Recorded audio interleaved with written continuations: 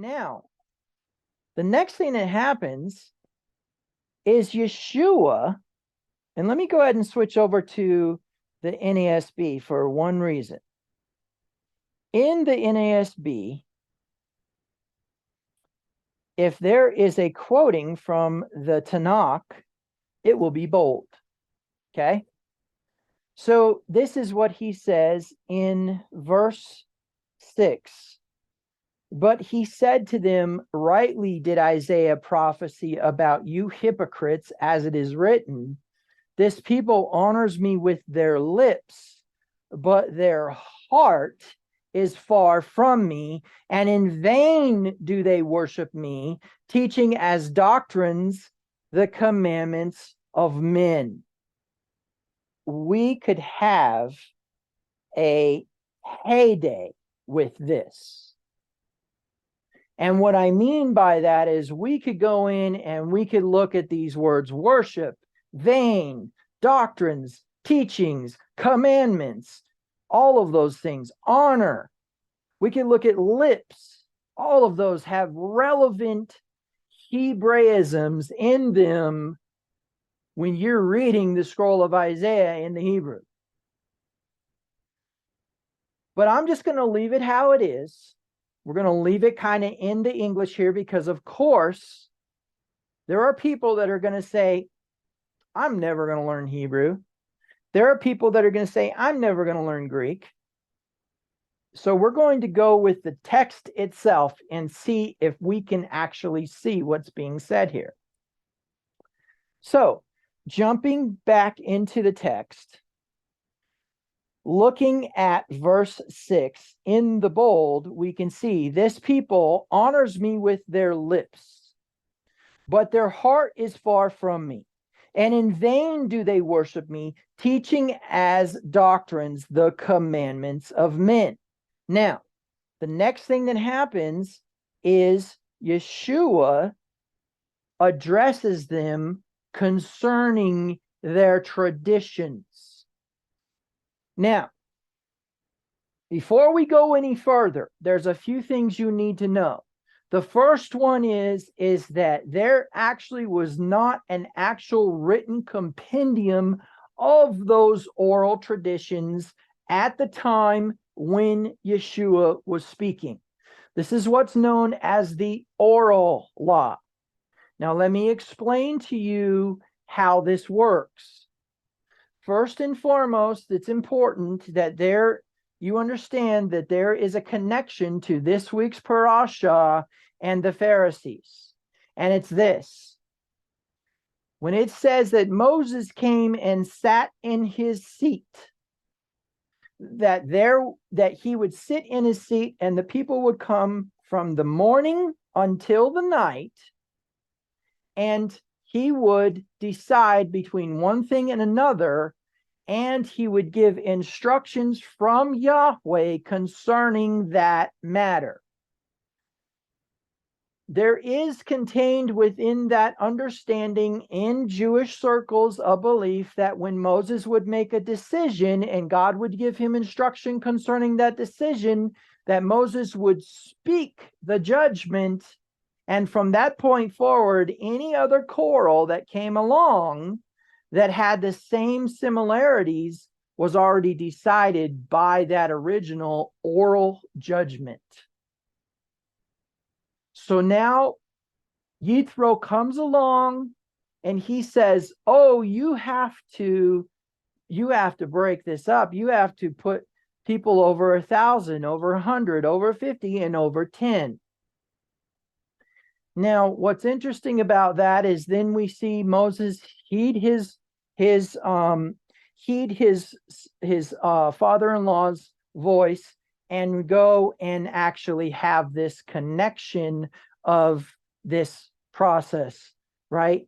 Being that there would be people over 10 men who would give an oral commandment, and all the rest would necessarily honor that same judgment. Because why? Because Yahweh would give instruction as they sat in the seat of Moses on how to decide between this one and this one. a right balancing of judgment based upon a revelation from the Father and a review of judgments already made. This is case law. So by the time we get to Ezra, there's a lot of case law already decided that's passed down from each teacher of the law. The teachers of the law were the priests, and so they all had an oral tradition of this. When the Pharisees are formed, they begin by changing the oral law to reflect a better example of what is supposed to be, in their minds, the Messianic era. You have to remember, one of the reasons the Pharisees were formed is to install a seat for David to sit in. That's one of the reasons they were formed, is they wanted to remove the scepter of rulership that had been given to Levi through the Maccabean revolt and put it back in the hand of the tribe of Judah because of David. Furthermore, they would do these enactments that were basically these adjustments that were made that would explain a commandment better and then say, this is how you are supposed to do it. And this is where we start to get into this ritual washing. This is where we start to get into these traditions. But the relevance comes into play as we start to see the rest of this story. But what you need to understand is the oral traditions or the oral judgments passed down all the way from that delegation of Moses delegating authority to those men until now, during this argument that Yeshua is about to have, or this discussion, I should say, there is an understanding that this is not Torah. And that's an understanding that not very many people who are not in the Torah observant, whole Bible believer, Hebrew roots, or any of those other sects of Messianic Judaism is what we'll call it, just to call it something. None of those are the ones I'm talking about. I'm talking about denominations, Baptists, Pentecostals, etc. They do not say this is oral law. They say that this is Moses. They say that this is the Torah of God being communicated, that you cannot eat food without washing your hands. Never is it commanded by Yahweh in Torah to wash your hands in order to eat food, except to the priests. And when we understand that, then we'll understand why the Pharisees made these rules in the first place. A careful examination will explain the kippah. A careful examination will explain the prayer shawl. A careful examination will explain many of the things that the Pharisees practiced and installed into Judaism during Yeshua's time or a little bit before.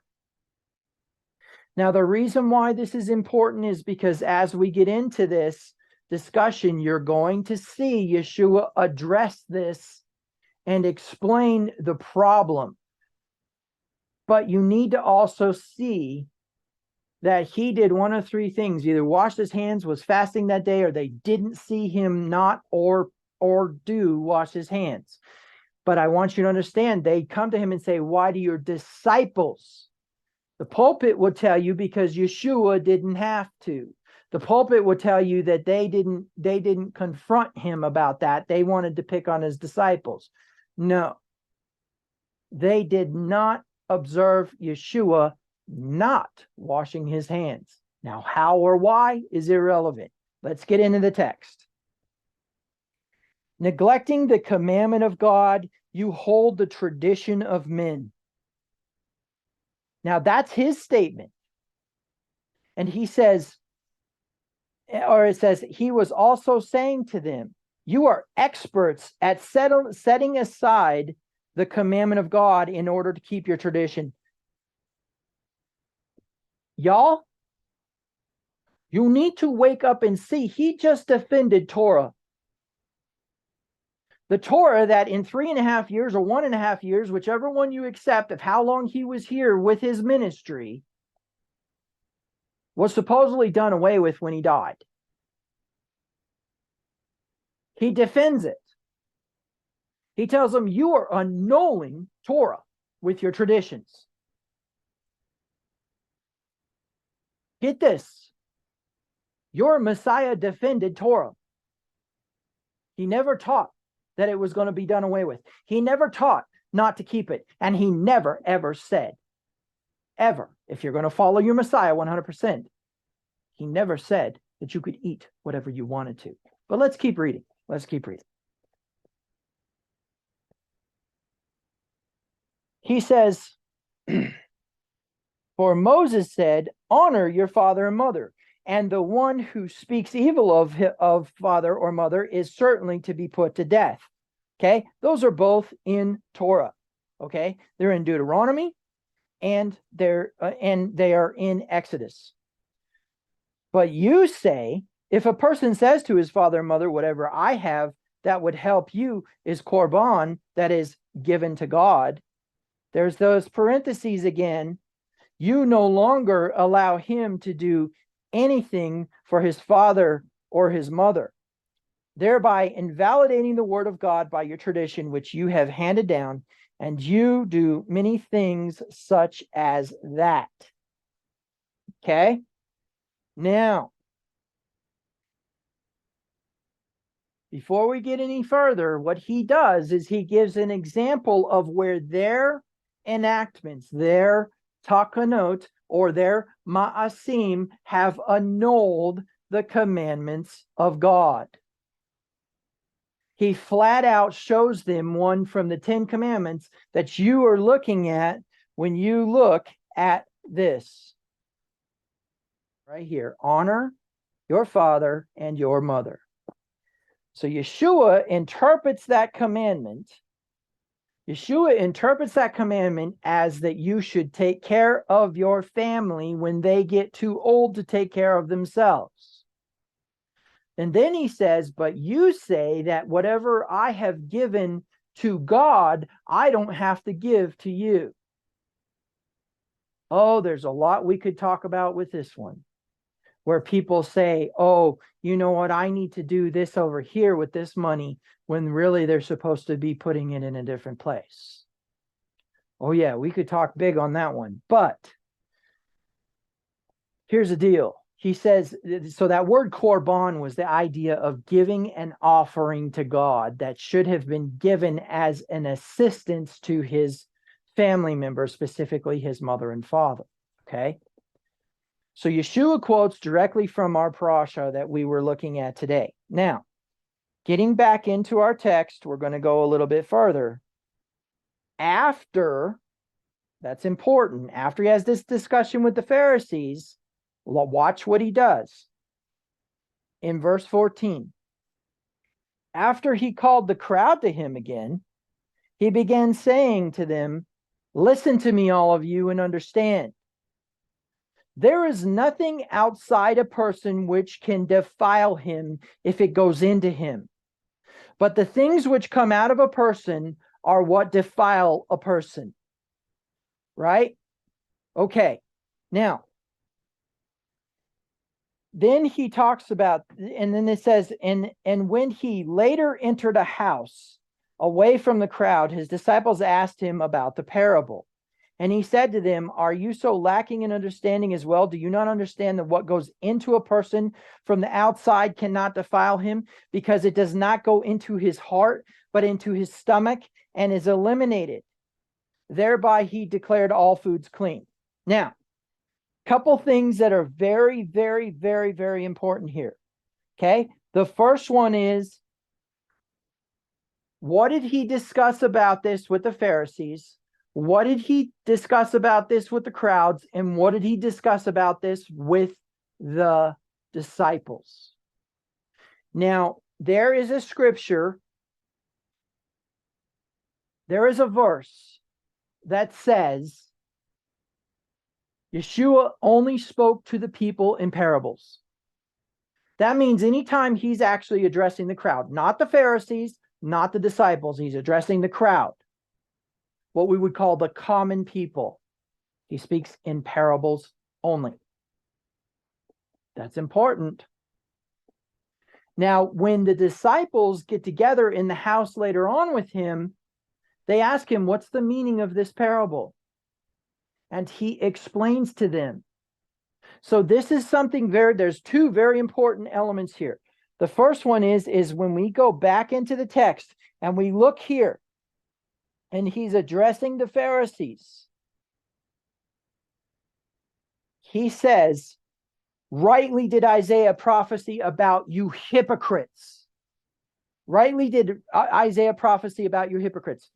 You need to know that in a midrash, that is a common usage concept. I want you to think about how this works. You are having a discussion with somebody and it starts to get heated, and immediately you go, you're out of your mind. That can't possibly mean that. You're unstudied. And the person's got a doctorate on their wall. Why? Because the principle is that what we're doing there is we're using extreme speech to minimize the argument of the opponent. You hypocrites was not trying to say that they were just an absolute failure as a sect. Because their intentions and their purpose and their way in which they were trying to do the right thing is very evident to those who are willing to look. And it seems as though the times when he addresses them and steps into a midrashic speech with them, that he also had friends who were Pharisees. And if you accept it, he himself was a Pharisee. And so in that premise, what you need to understand and accept, you need to understand this. He was not cursing their souls to hell. He was not criticizing them to the point where they deserved no dignity, no honor, and no recognition. You see, that's the problem that we have here. We have a truly unlearned person who is following the sentiment of Luther, Gutenberg, and Wycliffe that they should be allowed to read their own Bible. But even Luther said, if you want to be an interpreter of it, you need to learn the ancient languages. Can't remember the number on that sermon. Maybe I'll flash it on the screen when I edit this. But the point is that he said that. He said, if you want to interpret that which you're reading, you need to learn the ancient languages. Okay, so the point is that this midrashic speech of the big and the little, this debate style, is foreign to Platonic and Socratic forums. What do I mean by Platonic and Socratic? Plato and Socrates had a style of debate that was a little bit more cordial. Instead of calling somebody the son of a motherless goat when you're in the middle of a debate, you're going to say, I disagree with you and here's why. Okay? But in a Jewish culture of that time period with Yeshua, you could flat out say, you brood of vipers. And it was not an insult. And it was not a condemnation per se. It was to defeat the debater. Okay? Now, I know there's people who are probably turning over their graves, going to try to say that Yeshua condemned the Pharisees and we need to let that be because the Pharisees killed Jesus. No, they didn't. The Sadducees did. And when it came time to kill Paul, the Pharisees sided with Paul. And when it came time to kill Yeshua, the two people that spoke up were Pharisees. Sorry, not sorry.